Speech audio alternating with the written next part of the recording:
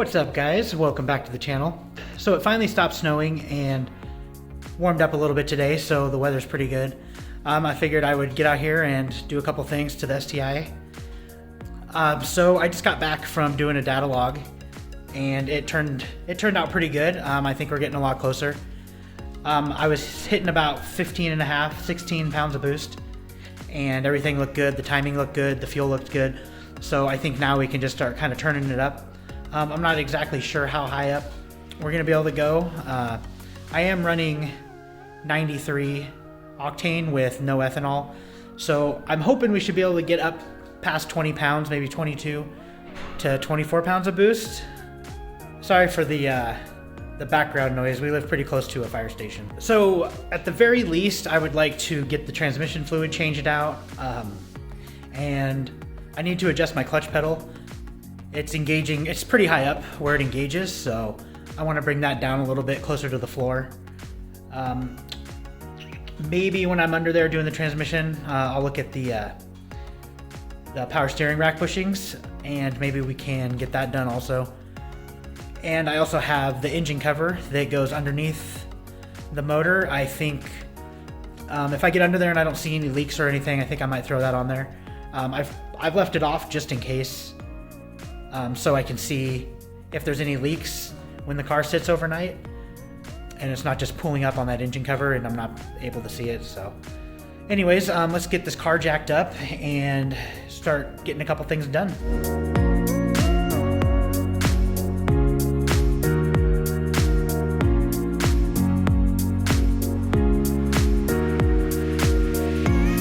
Alright guys, so there are two drain plugs on the transmission.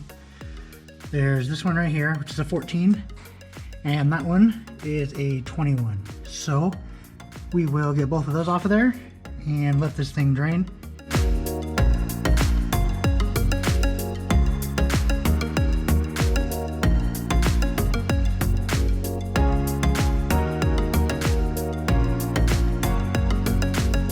Alright, so we got that draining. I went ahead and jacked up the back of the car. That way some of that fluid can drain a little better. Right down there, the yellow thing is where we're gonna fill it up at. And I'm not sure if I can get to that without taking this pipe off, so I think I might as well just go ahead and take off this upper pipe if I can't fit that in there. So I'm gonna check that real quick. All right, so I was able to just take off this hose, and then I just used one of these long neck oil filler deals. So that should work. I should be able to pour it right down in there. I'm gonna check and see how much came out and just put the same amount back in because it was up to the full line. I know they hold about 4.3 quarts, but not all of that's gonna come out. So it's probably closer to 4, maybe a little less. And then that's how much we got is in here anyways. This thing came with 1 gallon, which is 4 quarts. So I'm gonna get under there, torque these bolts down, and then fill this thing back up. All right, let's just clean some of this stuff off a little. Get this plug started.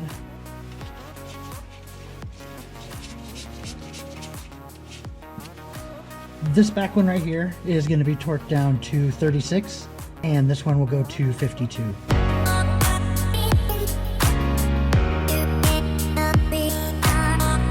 So here's the fluid that we drained out. If you look back here, you can see these lines, and it's right at the 4 quart line. So I think I'll be safe just dumping this entire thing in there.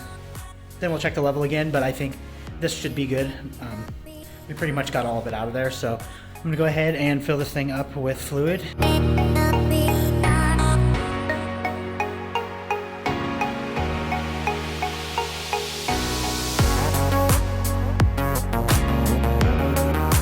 Alright guys, so I decided to do my power steering rack bushings. I was gonna film it, but when I got under there, I kind of ran into a little issue, and I was too irritated to get the camera out, so I did get it finished. It took me a lot longer than it should have. So what happened is I broke one of these bolts right here that hold the power steering rack on there. So I had to spend a couple hours trying to drill it out. I finally got the bolt drilled out. Then I had to go buy a tap and die set so that I could re-tap it and get that back in there. Getting the actual bushings in there probably only took like 5 minutes. It's pretty easy. You just drop the power steering rack down a little bit and put some grease on the bushings and they'll slide right up in there. But this is why I replaced it. This was the passenger side one. It was pretty much just destroyed. The driver's side one wasn't too bad. And this was actually the side that caused the issue, so that kind of sucked. I knew I was holding off for a reason, but you know, I'm just glad that I got it all done. It sucks it took as long as it did, but like I said, you know, this stuff does happen and you just can't let it get to you. Yeah. So pretty much I just got under there and I just started with a small drill bit and just kept drilling and getting bigger and bigger and bigger until it was pretty much all the way drilled out, and then I was able to get the tap in there and rethread it, put a new bolt, and hopefully we are good to go. I'm going to do the clutch real quick, get that pedal so it's a little closer to the floor. I'll try to get the camera up under there and show you guys how to do that. It's super easy. It's just one nut, so I'll get the camera up in there and show you guys how to do that real quick. Alright, so we just loosen this nut right here.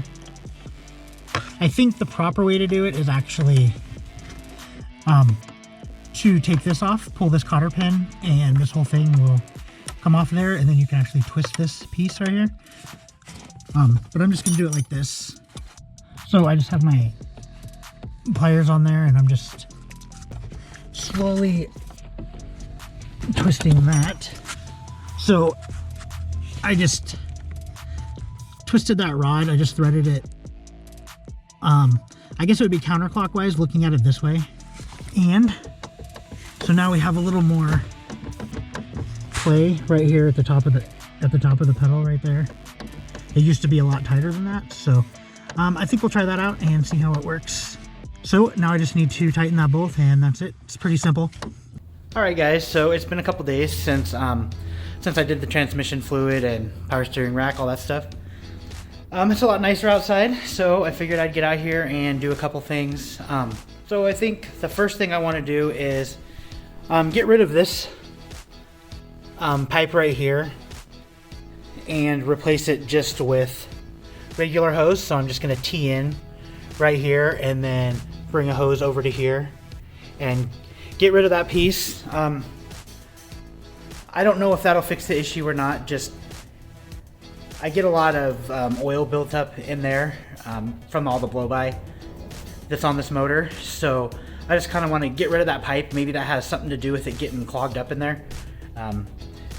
It's pretty small right here where it tees together, and it seems like right there is where it gets pretty clogged, and every once in a while I got to blow that thing out. So I'm hoping maybe if I get a rubber hose on there, it won't have such extreme highs and lows as far as temperature goes, since it's not metal. So I want to get that teed off. We also need to wash both the cars. They're both pretty dirty, but it's still pretty muddy outside. So I don't really know. I'll probably go wash the WRX out front later today. Also, I want to check the rear coilovers, check the dampening on the rear coilovers and the STI. So we are going to have to take the back seat out to get to the upper coilover mount back there so that we can adjust that. It feels a little soft, but I'm not really sure what it's set at, but I just want to make sure that everything's set all the same. Hopefully I can go get an alignment this week. Also, maybe tomorrow I can schedule one. The alignment on the car is all right, but my steering wheel is obviously a little crooked, and I have lowered it and I put some rear camber bolts in the back, so it's probably just a good idea to go ahead and get an alignment so I don't chew through these tires. And also I think I'm going to go ahead and clean both the mass airflow sensors in these cars, since it's pretty simple to do, and I like to do it every once in a while, just to make sure that they stay running right. So let's go ahead and get started. All right, so first thing we need to do is get these 3 hoses off here. It should be fairly simple to get off. Like I said, I take this thing off a lot, so.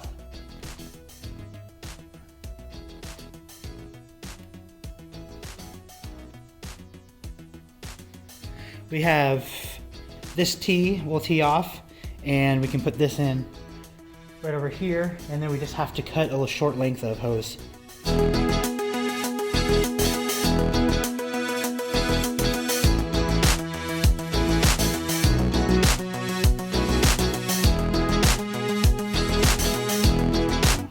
All right, so we got that on there. Now we can move on to something else. All right, let's get this mass airflow sensor. Let's get this mass airflow sensor cleaned off. Pretty simple. Make sure you don't lose these screws.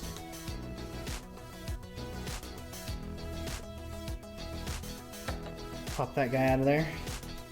So we just want to clean, well, pretty much all of it, but mostly right here. You can kind of see, this one's really not too dirty.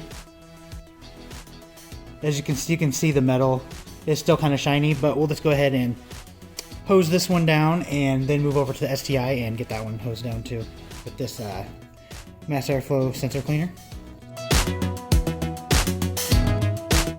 If it's really bad, you can go ahead and take a Q-tip, kind of get it in there. Just got to be careful not to get too many cotton fibers stuck in there.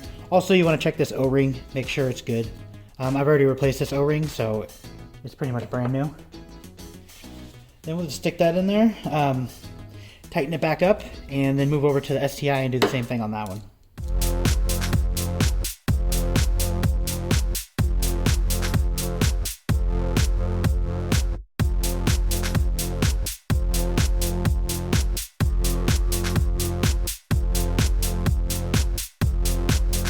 Alright, so we got both of the mass airflow sensors cleaned. So let's take the back seat out of the STI and check the dampening on the rear coilovers. I just want to make sure that they're set at the same dampening. So let's get in there, see what it's at, and adjust it accordingly. Alright, so there's a 12mm bolt here and also right down here, and then there's about 4 right back here for the back seat. So we'll go ahead and get those out of there, get these seats out, and see what our coilovers are doing.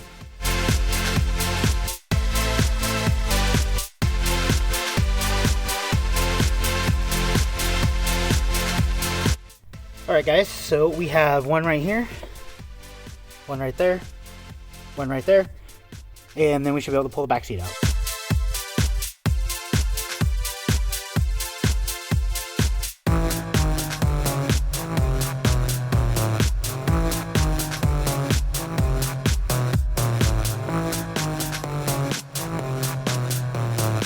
Alright guys, so here's the upper coilover. We have our dampening right here, so looks like we're gonna go all the way soft and then count how many turns we have to go to max it all the way back out the other way, which would be 1, 2, 3 turns. So we're just gonna go ahead and go two full turns. So I would say that's probably about 60% to the hard side. And let's get our other side over here. So we're gonna go soft.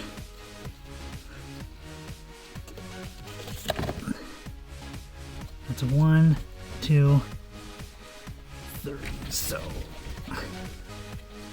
all right, so we're gonna go full soft here, and then we're just gonna go 2 turns right there. All right, so now we got both of those set, so I'm gonna throw a back seat back in there, and then we can move on.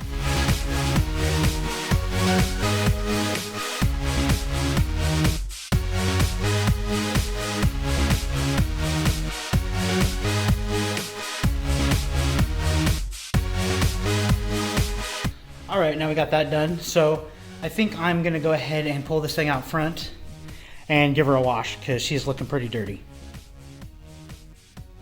So I'm gonna do that and I will see you guys in a couple minutes.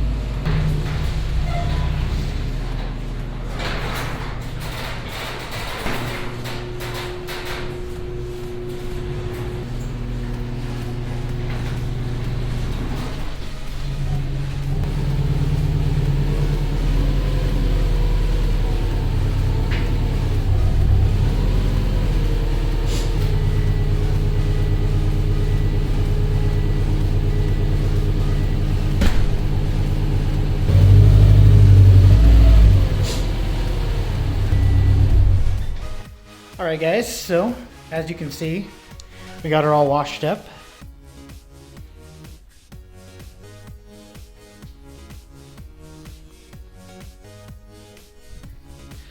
So the reason that I drove it up on the blocks was I want to go ahead and put the front lip back on. I don't think it's gonna snow anymore, so I think we're safe to have it back on there. So I'm gonna go ahead and get this front bumper off, get that lip on there real quick, and get the bumper back on.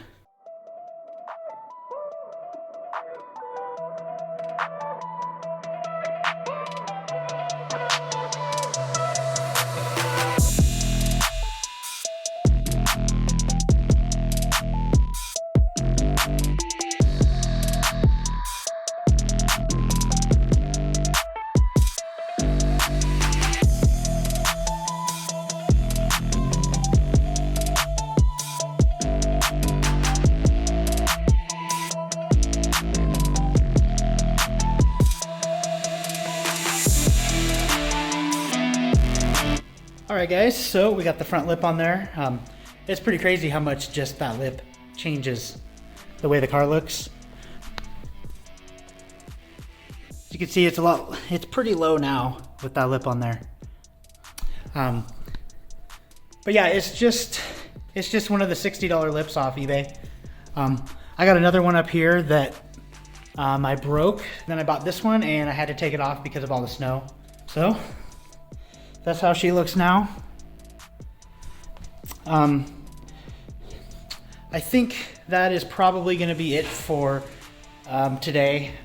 I got to go out and do a data log here in a minute and send that into the tuner. So we'll see how that goes. And other than that, I got plenty of stuff planned for later this week. Hopefully we can get our new carpet in there and all those goodies.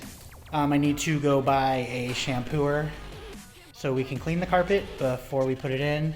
I'm really not too much of a hurry to get the carpet in there because, like I said, it is still kind of muddy outside, and brand new floor mats and that nice carpet. It kind of sucks to have to get in and out of the car, get it all dirty. So I'm probably going to end the video right here. Go ahead and hit the like button, subscribe to my channel, all that good stuff, and I will talk to you guys later.